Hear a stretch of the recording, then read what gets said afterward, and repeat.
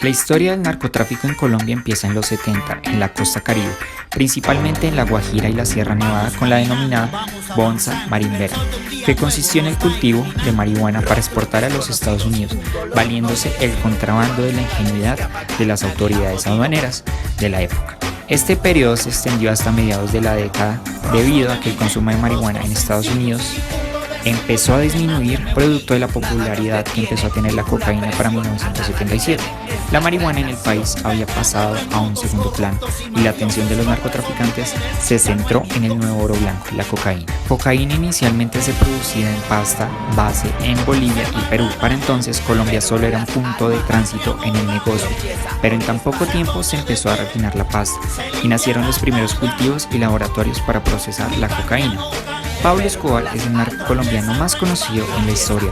Empezó en el narcotráfico a mediados de los 70 con pequeñas cantidades de droga que él mismo compraba en Ecuador y luego hacía llegar a Estados Unidos. Sus principales socios fueron Gonzalo Rodríguez Gacha, alias el mexicano, quien empezó como un simple campesino de Pacho, Cundinamarca, en las calles de Bogotá. El siguiente es Jorge Luis Ochoa y sus hermanos, Juan David y Fabio, conocidos como los Ochoa. Por su parte, los hermanos Gilberto y Miguel Rodríguez Orjuela conformaron por los mismos años el Cartel de Cali junto a José Santa Cruz Londoño. Gilberto comenzó como un contrabandista de tela y whisky, y ya para 1975 exportaba grandes cantidades de cocaína a Estados Unidos camuflada en madera desde el puerto de Buenaventura. Su hermano Miguel abandonó sus estudios de Derecho y su trabajo como supervisor de vuelos para unirse a su hermano en el negocio de la coca. Entre los dos carteles existían diferencias notables. Los Rodríguez Orjuela tuvieron un aire ejecutivo de hombres de negocios. Además del negocio de la droga, tuvieron grandes inversiones, como la industria farmacéutica, los medios de comunicación y en las entidades financieras. Consiguieron apoyo político comprando parlamentarios, mientras que Escobar trató de buscar una imagen parlamentarista y una legitimidad política en los sectores populares, regaló casas y construyó canchas deportivas para los niños y jóvenes que un año después reclutó para su ejército de sicarios. Una de las excentricidades más grandes de Pablo Escobar fue su hacienda Nápoles de 3.000 hectáreas en el Magdalena Medio, la cual fue su centro de operaciones y su estándar en la opulencia. Su socio Gacha invirtió su dinero principalmente en oro, joyas y tierras. Pablo Escobar fue elegido representante de la Cámara en 1982, donde busca una inmunidad contra la extradición que se firmó con Estados Unidos a principios de los años 80. Escobar fue retirado del cargo luego después Rodrigo Lara Bonilla lo denunciara por sus actividades ilícitas. Desde entonces, los extraditables le declararon la guerra al Estado y la población civil. Los extraditables, Pablo Escobar y Gacha, contaban con un vasto ejército paramilitar y sicarios que se dedicaban al asesinato de policías, parlamentaristas, periodistas y jueces. Múltiples secuestros al magnicidio del candidato a la presidencia Luis Carlos Galán y miles de civiles muertos en atentados, posteriormente producto de la guerra entre los dos carteles que también tuvo como principal víctima la población civil. El cartel de Cali buscó otras rutas para su protección. Creó el ejército privado conformado por miembros retirados y corruptos de aparatosas seguridades del Estado. Además compraron a los mercenarios de Gacha y lograron acuerdos económicos coloniales paramilitares al servicio del cartel de Medellín. Iniciando los 90, el Estado concentró sus esfuerzos en atrapar a Pablo Escobar y a Gacha. El primero en ser abatido fue Gacha, dado de baja junto a su hijo. Posteriormente, gracias al ejército y en conjunto con los Estados Unidos, abatieron a Escobar. El 2 de diciembre de 1993, los hermanos Rodríguez Orjuela no lograron limpiar su prontuario y fueron extraditados con la caída de los carteles. El Estado se dedicó a las implementaciones del Plan de Colombia, combatiendo los cultivos de cocaína y los laboratorios, pero los territorios dejados por los narcos prontamente fueron ocupados por los paramilitares y que se quedaron con el lucrativo negocio y que desde entonces se ha ido heredando a el narcotráfico le ha dejado a Colombia millones de víctimas. A su vez permitió que el gobierno se llenara de delincuentes, creó una nueva cultura del delito, desató corrupción, impunidad y gesto, un organismo criminal que aún se sigue fortaleciendo y beneficiando de la cocaína. Son la risa del mañana que me espera, el guerrero.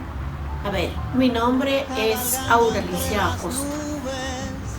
Soy la afortunada abuela de Alejandro Londoño Pulido. Un niño excelente, un niño bueno. Gracias a Dios he tenido la oportunidad de estar con él, porque pasé por una situación muy difícil en la época del narcotráfico. Lo viví de pies a cabeza, porque el primer asesinato que me afectó terriblemente fue el del doctor Lara Bonilla, una persona muy querida, muy especial, personas que uno ve todos los días en la televisión les coge afecto. Entonces eso sí, fueron lágrimas que se derramaron por él. Posteriormente, en esa época vivíamos en Santa Sofía. Posteriormente nos fuimos a vivir a San Mateo. En San Mateo salíamos a trabajar a las 6 de la mañana con mi hijo, pero no sabíamos si regresábamos, porque era un miedo a terminar muertos en cualquier bomba que pusiera los narcotraficantes, como fue el Pablo Escobar. Después, cuando ya la pelea entre el cartel de Medellín y el de Cali, entonces empezaron las bombas en todas las droguerías, ¿cómo se llamaban? La Rebaja. Una bomba que nos afectó muchísimo. Yo estaba en la oficina, eran como las 7, 8 de la noche, estábamos en la oficina y pusieron una bomba en la calle 92, carrera 15, que era un almacén de discos Bambuco de la empresa donde trabajábamos. Yo estaba en la oficina con la gerente y nos tocó salir a ir a ver qué había pasado con el administrador y los empleados. Gracias a Dios a ellos no les pasó nada, pero era un sobresalto a toda hora en donde iban a poner bombas. Cuando pusieron la bomba del DAS, hacía 10 minutos habíamos pasado con mi hijo. Yo me bajé ahí en la 19 para tomar mi transporte para Chapinero, y mi hijo se bajaba por la 19 porque trabajaba ahí cerca del DAS, cuando explotó semejante bomba tan terrible. Fue espantosa, donde hubo muertos a granel, gente que no la pudieron identificar porque se volvió completamente pedazos.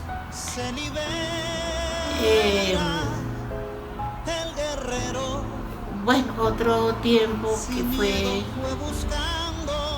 no me acuerdo la época, pero la fecha pues, pero estábamos ya en San Mateo, ya habíamos llegado mi hijo y yo de trabajar, cuando escuchábamos muchas ambulancias por la autopista a Soacha, y fue cuando mataron al doctor Galán, que fue otro dolor terrible. Persona tan grata, tan buena, tan generosa,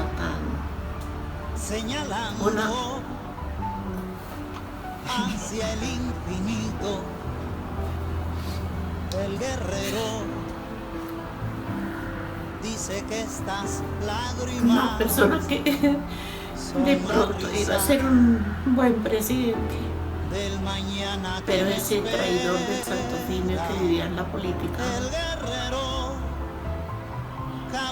y que yo sí nunca, a pesar de ser como partidaria de su política, nunca me cayó bien.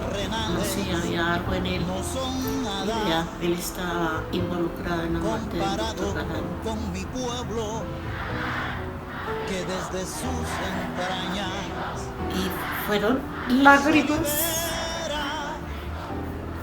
que aún se derraman.